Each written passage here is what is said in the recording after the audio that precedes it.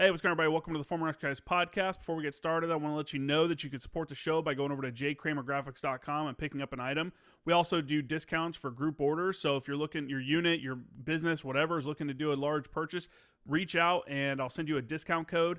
That allows you to also let everyone order individually. That way you're not stuck like collecting money, making rosters for sizes, colors, and all the other stuff.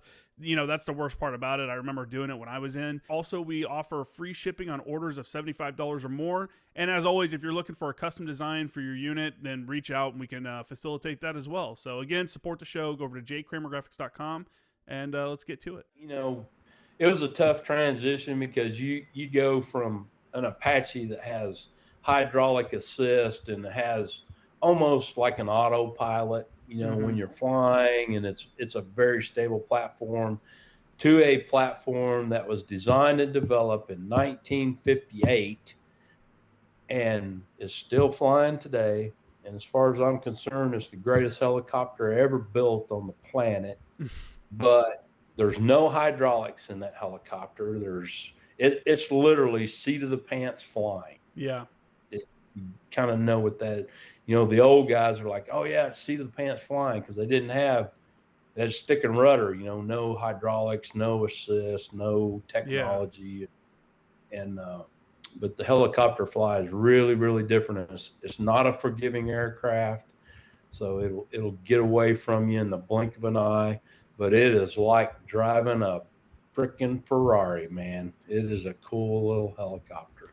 What kind of changes did you see in the helicopter while you were in the unit? We had started probably 2000. So we were looking at, you know, and weight is always the long pole in the tent. You know, our gross with the J model, I flew the J Heavy, AH-6J. All military aircraft has a letter designation for the model that they're in.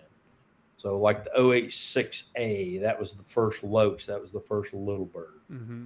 And it had a 4-bladed rotor, 2-bladed tail rotor, and a C18 engine, which is about, I don't know, 180 horsepower, you know, back in the day. But so we had gotten with McDonnell Douglas, Boeing, whoever it was back then, but it used to be Hughes helicopter.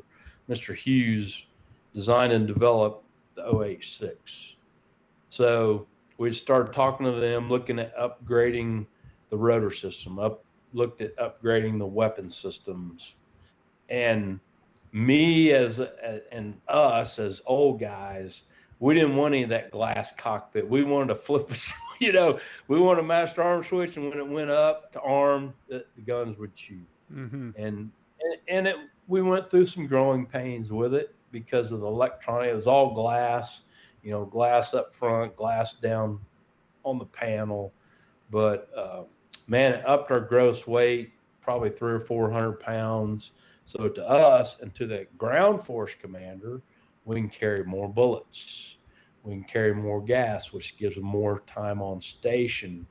You know, we tried to make it safer. We redesigned the seats and, you know, some of the airframe of it to make it more efficient during flight, reduce that parasite drag. And yeah, that was the AH-6M model, the Mike. And I did get to fly it a couple times in combat towards the end. But yeah, it's just a heck of a helicopter. Can you kind of explain the configurations for people that may not be familiar with the aircraft, like weapon systems and stuff? Sure. So there's two companies in the 160th. There's A company and there's B company. So A company flies Little Birds, but they're the Little Bird lift company. They have planks on the side of the helicopter where the customers, I still call them customers, where the shooters ride. So we can put 3 on each side and then a dog back in the cargo area or whatever the case. But those helicopters can get in very small places. We can land on, you know, real small roofs or land at the front door, you know, wherever. So that's their mission. And then the AH, or the attack helicopter, is our standard configuration are dual miniguns. We carry Dillon Arrow M134 miniguns on the inboard of the plank. Then we carry 2 7-shot rocket pods, 2.75-inch rockets on the outboards of the plank. So this plank, all it does is it runs through the cargo area right behind the pilots, and we just hang the guns and the rocket pods on those. That's pretty wild. And we can cross if we, if ACO needs an MH, we can strip it, say, here you go, man. Here, if we need an AH, so they're interchange, we can interchange them. Now, I've talked to a couple of the pilots before, and Huey pilots use the same aiming standards as you guys do. They use the old grease pencil on the windscreen pipper. Yeah. A lot of you talk to these guys, and they're like, yeah, so I count the rivets left and up or whatever, and that's where my spot is. That's how I maintain my spot, which is really awesome. It's like a unique way of aiming and maintaining your, like, where do I aim at?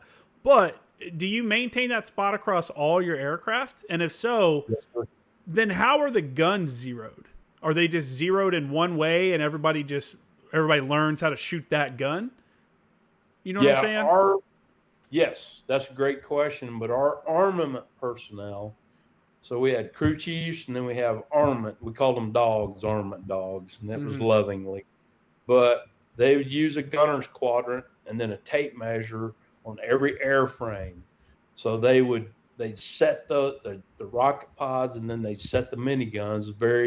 It's very small movements, but again, we have to provide surgical, precise shooting for the ground force. Mm-hmm. So they'd set the rocket pods and then they'd set the miniguns but yes, they had a standard for where the bullets would impact out at X meters on every airframe. And for me, I counted, so it was 21 rivets, and then it was over the inside of my left pedal. That's where my. That's pretty awesome. Yeah, that's cool stuff, man. Getting into an aircraft like that, like I said, again, coming from a Cobra and Apache, that rawness of that aircraft, it had to be. I mean, how long does it take you to get used to that? To flying that. How long are you in training before you even get to do a real mission? Oh gosh, well, for the 160th, it's broken down. So when you finish green platoon, which is our training platoon, and depending on the airframe that you go into, MH6, AH-6, Black Hawk Chinook. So the AH-6 track, or the length of training, is the longest because we have to go shoot and we have to learn how to shoot to that ground force standard, and it just takes us longer. So the lift guys, and we navigate. We don't use any electronics, and the standard still stands today. You have a map with your route on it, so you have to be an expert at reading terrain and the route and airspeeds and where's your wind coming from? Is it a headwind? Is it a tailwind? Is it a crosswind? Where is it? Is it blowing me left? Is it blowing me right? I need to slow up, because our standard at the target is for us to arrive plus or minus 30 seconds. And you have to maintain that standard. And it's a map, a clock, and a compass. And that's how you get to the target. It's crazy. With all the GPSs and everything, what people are using nowadays, Yep. Now, we'll have that, but as expert navigators, we will use that to back up our expert navigation. For sure. Well, I mean, we had started getting the same thing in the Marine Corps and the military in general. The JTACs started getting these tablets, that have all the map data and everything, and the pilots did as well, obviously. And it almost became an issue with new guys. You're like, no, bro, you can't use the tablet. Like, you have to be on map, and you got to bust out the old protractor and do the math and do everything, because what if the tablet runs out of battery? What if you crack it? What if a million things? You have to learn how to use mills, For sure. and that all that old school stuff. It's it goes back to shooting. I learned going through the sniper course. We had a pencil and we used mill dots, and there wasn't any of these all this stuff they have nowadays, man. You stick a thing up there and it gives you the wind and it calculates your ballistics. And Yeah. no, That you was had to know because batteries die and shit gets broken. Yeah. That was the same kind of thing when I was a Ford observer. You know, we wouldn't let guys use the laser rangefinder until they got down to the standard. And the standard was target location within 200 meters in 2 minutes or less. And it's like you have 2 minutes. You have to be within 200 meters or less when we're shooting artillery. You know, go. And when you can meet that consistently, then we'll talk about, okay, now you can use the laser rangefinder to speed up the process. But if you don't know how to plot on a map and do a direction and do corrections off that, then you're useless. You know, because like if something happens to your technology, you're useless. You're just a strap hanger. You are. Yeah. So for those that are watching, my camera changed because I don't know what happened. The other one just kind of canceled on me. So anyways, kind of bright up.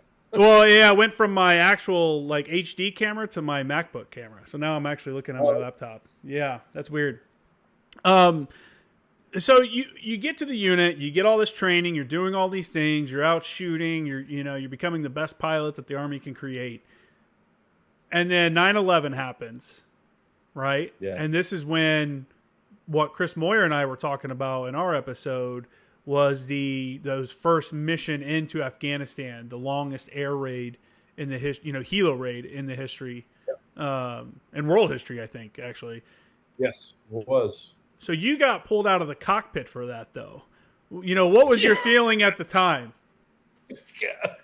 I was not a happy man. I was not. But I was honored that, the ground force, the Delta commander, our command, had their full faith and confidence in my abilities to be the fire support officer for Task Force SOAR. And that's who we were when we first, in 2001, when we went into Afghanistan. Mm-hmm. And, but I made the commander promise me, General Daly, 2-star at the time. I said, all right, sir. I said, I'm going to do this, but I'm also an AH guy, and I want to get in the fight. He's like, I know, for sure.